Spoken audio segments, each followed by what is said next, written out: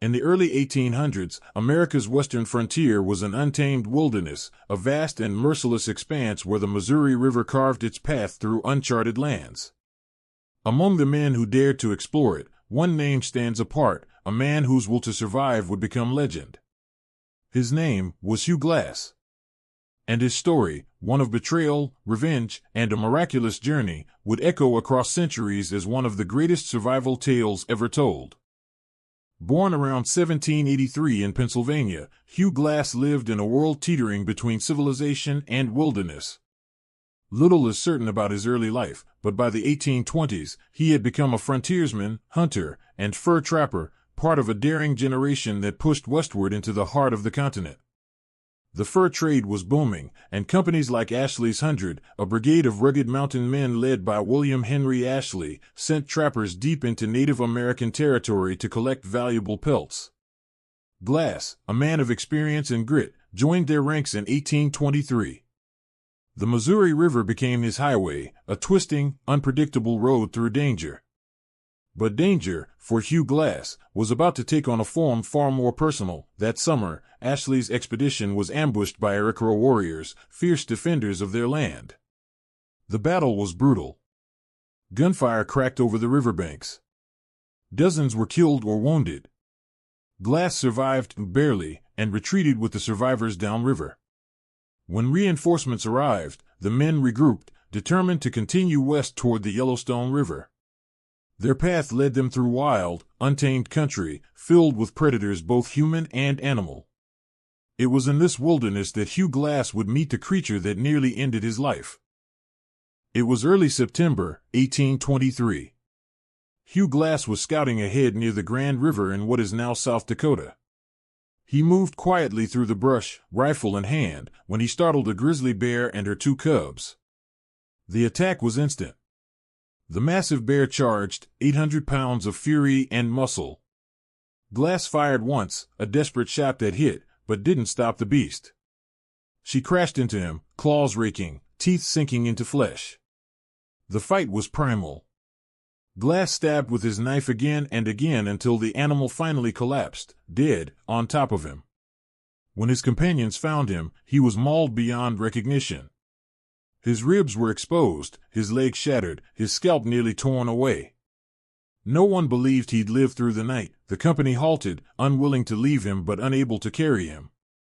They built a crude litter and tried to transport him for days, but the terrain was rough, and the men were exhausted. Captain Henry, their leader, made a grim decision. He asked for 2 volunteers to stay behind with Glass until he died, and then bury him properly. 2 men stepped forward, John Fitzgerald and a young man named Jim Bridger, only 19 years old. For days, they waited beside his broken body. But when an Iroquois war party was spotted nearby, fear took hold. Fitzgerald convinced Bridger that Glass was as good as dead, and that they'd be next if they stayed. They took Glass's rifle, knife, and gear, and left him in a shallow grave. But Hugh, when he awoke, alone and half-buried, he could barely move. His wounds festered. His bones ached. But his will, that fire that burned deep within, refused to go out. He began to crawl. No food. No water. No weapons. Just rage and raw instinct. For weeks, he dragged himself through 200 miles of wilderness, surviving on berries, roots, and the occasional carrion. When maggots began to infest his wounds, he let them clean the dead flesh. He drank from rivers. He hid from wolves. At one point, Native Americans, the Lakota Sioux, found him, tended his wounds, and helped him regain strength. Then, step by painful step, he continued, toward Fort Kiowa, and toward the men who had abandoned him. 2 men stepped forward, John Fitzgerald and a young man named Jim Bridger, only 19 years old. For days, they waited beside his broken body. But when an Iroquois war party was spotted nearby, fear took hold.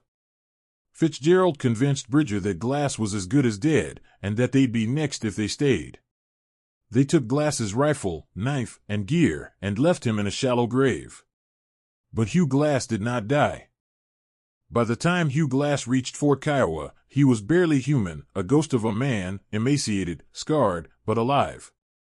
Word of his survival spread like wildfire through the frontier. His goal was simple: revenge. He tracked down John Fitzgerald and Jim Bridger, intending to kill them both. When he finally found Bridger, the boy who had left him behind, he couldn't bring himself to do it. He saw remorse in the young man's eyes, and spared him. But Fitzgerald, older, colder, and unrepentant, was another story. Glass eventually caught up to him at a U.S. Army fort. Yet even then, the military protected Fitzgerald as a government employee. Glass stood before his betrayer and let him live. His fury had burned itself into something else, perhaps wisdom, or simply exhaustion. Hugh Glass returned to trapping, living out his remaining years in the wilderness that had both destroyed and defined him. He was killed in 1833 by Iroquois warriors along the Yellowstone River, the same tribe whose attack had nearly taken his life 10 years before. But his legend never died. Tales of his survival spread among trappers, traders, and soldiers, each retelling growing wilder than the last. Nearly 2 centuries later, his ordeal would inspire books, poems, and the Oscar-winning film The Revenant. Yet beyond the myth lies the truth of a man who refused to surrender, who stared death in the face and crawled back to life through sheer will. In the wilderness of the American frontier, there were many who lived hard and died harder. But only one came back from the grave. Hugh Glass, the Revenant of the frontier.